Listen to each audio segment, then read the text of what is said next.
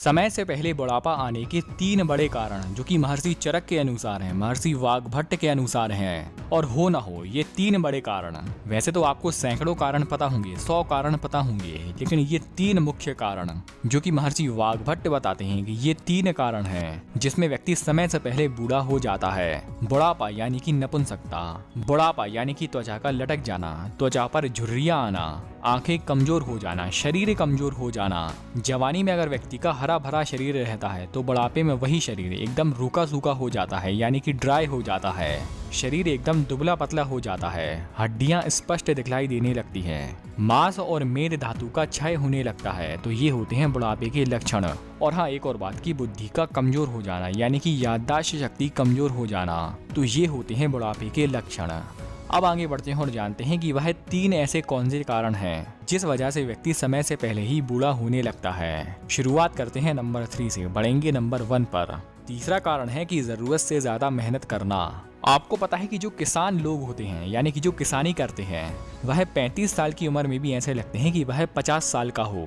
जो गांव तरफ इलाका होता है, जो किसानी वाला इलाका होता है, वहाँ के लोग ऐसे ही रहते हैं। इसको ऐसा समझिए कि अगर व्यक्ति 2 रोटी खाता है तो उस व्यक्ति को चाहिए कि वह 2 रोटी के अनुसार ही, या वो जितनी भी रोटी खाता है तो उसके अनुसार ही वह कसरत करे या व्यायाम करे या मेहनत करे। और अगर व्यक्ति 2 रोटी खाता है, 3 या 4 रोटी के अनुसार वह काम करता है या मेहनत करता है तो उसके शरीर का क्षय होना शुरू हो जाएगा।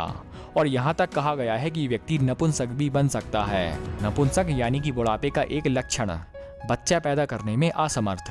इसलिए पहला नियम कि ज्यादा वर्कआउट यानी कि ज्यादा मेहनत तो ज्यादा खाना। अब आगे बढ़ते हैं और जानते हैं दूसरे कारण के बारे में, जो है कि अप्राकृतिक मैथुन। अब आपके मन में ये सवाल आया होगा कि मैं हस्त मैथुन के बारे में बोल रहा हूँ, लेकिन नहीं।